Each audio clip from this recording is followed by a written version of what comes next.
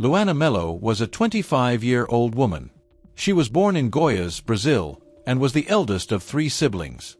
Her family lived in the city of Jataí, a town in Brazil with a little over 100,000 inhabitants, located about 186 miles from the state capital. According to reports, Luana was passionate about music, and it was through a fan group of her favorite band on a social media platform that she met a girl from Argentina. Wanting to experience life outside of a small town, she decided to take a vacation at the girl's house. She loved the country so much that she began making plans to move there, even telling her mother she would be relocating soon. According to Luana's mother, Rosemary Carrero, her daughter was unhappy with life in Jataí and couldn't wait to leave. She also mentioned that Luana loved her guitar and was a lively person who had overcome depression and difficult relationships back in Brazil. At 22, Luana moved to Buenos Aires, the capital of Argentina.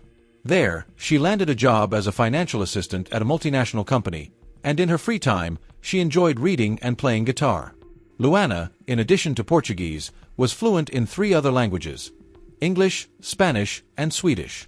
According to a Brazilian friend of hers who also lives in Argentina, Luana enjoyed the country because it allowed her to truly be herself and feel free. It is said that the young woman was always surrounded by friends and was deeply liked by them. She had even started a relationship with a man named Lucas while living in Argentina. Luana had recently moved into her new apartment just over a week ago. According to Lorena, the property owner, the young woman was on medical leave and had not gone to work that week because she wasn't feeling well. In addition to being sick, Luana had told a friend named Fernanda that she had broken up with Lucas, her boyfriend. Fernanda then decided to go and support her friend. Luana was home alone. It was a holiday, and Lorena, the landlord, had gone on a trip. Fernanda stayed at the apartment with Luana for about an hour and a half to calm her down before leaving. Fernanda arranged with Luana that they would meet the next day. However, on the day of the meeting, Fernanda called Luana multiple times, but she didn't answer. At first, Fernanda thought her friend just wanted some time alone. She then felt that she should respect her friend's supposed decision but kept sending messages, telling her to reach out if she needed anything. According to the young woman's mother, on Thursday night, around 10 p.m., Luana called her, but she was asleep. The next morning, Friday, Rosemary sent a message to her daughter, but the phone was off, which she found strange since Luana never turned her phone off. Around 3 p.m. that same day, Rosemary received a call from Fernanda asking if she had been able to reach Luana. Rosemary said no and, very worried, asked Fernanda to go to her daughter's apartment. On March 30, 2018, Fernanda went to Luana's apartment. When she arrived, she rang the doorbell several times, but no one answered. Noticing that something was wrong, she decided to call the police. Reports say that the police took a while to arrive, and when they did, they went up to the building's rooftop, from where they could see Luana lying on the bed through an open window. At that moment, one of the officers decided to enter the room and discovered what no one expected: Luana was dead. The news shook all of Luana's family and friends. It was something no one wanted to believe. During the investigation, it was determined that there were no signs of violence on the body or forced entry into the apartment. Luana Melo, Luana's sister, quickly traveled to Buenos Aires.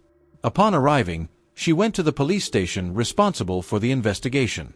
Laura asked the investigators what had happened. According to her, they said everything pointed to a natural death. Despite these claims, the authorities collected material from the apartment, and Luana's body was submitted to an autopsy. According to the report, Luana had a series of physical issues ranging from lung complications to heart problems, which raised the possibility of a sudden medical emergency. However, forensic expert Ricardo Molina, a renowned Brazilian specialist and one of the best in his field, disagreed with the findings. He stated that he had no doubt that third parties were involved and that Luana's death, initially suspected to be from a sudden medical issue, was actually caused by someone. His assertion was based on marks found on Luana's neck and the inside of her lips. According to him, whoever killed her covered her mouth and nose with one hand and strangled her with the other. The expert also mentioned that the force used in the strangulation was not enough to kill a healthy person. But if Luana indeed had heart problems, as the autopsy showed, just the act of someone attempting to strangle her, cutting off her airflow, could have been fatal. During the process of transporting Luana's body from Argentina to Brazil, her family noticed that some of her belongings were missing. According to Luana Melo, while she was sorting through her sister's belongings, she couldn't find Luana's cell phone, laptop, backpack, or the money that belonged to her. The family knew Luana kept money. Lorena, the landlord of the apartment where Luana lived, even mentioned that in addition to the young woman's belongings taken for examination, the police also took a laptop belonging to Lorena and a certificate of residence for a man named Ivor Uruchi Kondori. Ivor was an employee of Lorena at a uniform store she operated on the upper floor of the building. He also had keys to all the doors of the property, including the apartment doors. Lorena further explained that the man often slept on the building's rooftop. This information, which was obviously crucial to the investigation, was only provided later by Lorena, as according to her, she hadn't realized she should inform the police that her employee had access to all the apartments in the building. According to reports, Luana had met Ivor in the same week she died, and the property owner said that if Ivor had knocked on Luana's apartment door and asked to use the bathroom, she would probably have let him in, as she was a very welcoming person. Luana's body was taken to Guyana, where it was buried by her family, who were completely confused by the entire situation. 3 months after the burial, the family got a surprise. Luana's cell phone, which had disappeared from her apartment, was located. The phone was being used by a man named Amadeus Uruchi Kondori.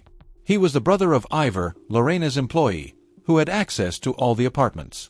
The two brothers, who are of Bolivian descent, were summoned by the police to testify in order to clarify the whole situation. At the police station, both exercised their right to remain silent to avoid self-incrimination. The two brothers were arrested for theft and receiving stolen goods but were released shortly after to respond to the charges in freedom. Ivor was even subjected to a DNA test since material from a man was found under Luana's nails. However, the test came back negative for Ivor, and he was released. I couldn't find any information on whether the police tested Amadeus's DNA, Ivor's brother, to see if it matched the DNA found under Luana's nails. In a post I found online, it was mentioned that Amadeus was not in Argentina when Luana died, so it is possible that the police didn't see the need to test his DNA, as it would have been impossible for him to be responsible for the alleged crime while being in another country when it occurred. There was also the possibility that the DNA belonged to Lucas, Luana's ex-boyfriend. Since they had broken up shortly before Luana was found dead, they might have had an argument, and Luana could have scratched the man. However, after the police tested Lucas's DNA, the result came back negative. Even so, Lucas was investigated but was ruled out as a suspect, as he was out of town when Luana died. The public prosecutor's office in Buenos Aires requested that Ivor Uruchi Kondori be investigated for homicide, but the judge responsible for the case denied the request. A new request was made by the prosecution, and once again, it was denied due to a lack of evidence. According to Marcos Desato, the lawyer representing Luana's family in Buenos Aires, under Argentine law, it is not enough to prove that the crime happened in a certain way, it must be demonstrated that it could not have happened in another way. In this case, the evidence must be conclusive. As soon as Lorena learned about Ivor's possible involvement in Luana's death, she fired him from her company and even stated in an interview that the young man was not surprised when he found out about Luana's death. The family did not accept the theory of a natural death and also did not come to terms with the Argentine justice system's decision. Luana Melo, Luana's sister, said in an interview that it was very painful not to have the right for the likely perpetrator to be held accountable and that if he is innocent, he should at least be investigated to prove it. Luana's family and friends did not give up and continued to pressure the Argentine justice system for a more thorough investigation. They kept spreading the story on social media and also created the hashtag Justice for Luana Melo to bring more visibility to the case so it wouldn't be forgotten. Initially, Ivor and Amadeus only faced charges for theft and receiving stolen goods. However, as the investigation continued, the pressure on Ivor intensified. During these investigations, it was discovered that Ivor had signed the building's entry log a few hours before Luana was found dead. This meant he was at the scene when everything happened. A friend of Luana stated that the young woman had filed a complaint saying Ivor had spied on her through the window while she was taking a shower. This had happened a few weeks before Luana was found dead, suggesting that Ivor had possibly been watching her for some time. Luana and Ivor had no relationship. They didn't talk and only knew each other by sight, as Ivor worked for the landlord of the building where Luana lived. Fearing a potential flight to Bolivia, Argentine police decided to arrest Ivor.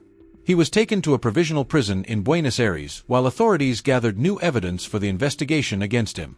After the completion of this new inquiry, Ivor was brought before the court, which ordered his detention. Ivor was formally charged with the crime against Luana Melo and remained in custody until his trial.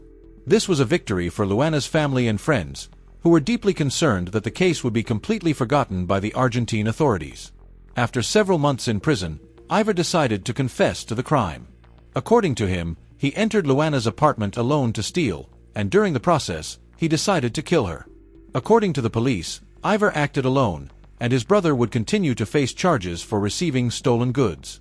Ivar Uruchi Kondori's trial took place 4 years after the crime, in December 2022. During the trial, in addition to Ivar's confession, all the evidence against him collected during the investigation was presented. It was concluded that Ivar entered Luana's apartment using the keys he had, which explained why there were no signs of forced entry. His goal was to steal some of Luana's belongings, but he decided to kill her after she recognized him. At the end of the trial, Ivar Uruchi Kondori was convicted of theft and murder. He was sentenced to life imprisonment and is currently serving his sentence at the Marcos Paz Federal Penitentiary Complex, managed by the Argentine Federal Penitentiary Service. With this conviction, Luana's family felt relieved. Of course, this won't bring Luana back, but at least the crime against her wasn't left unpunished.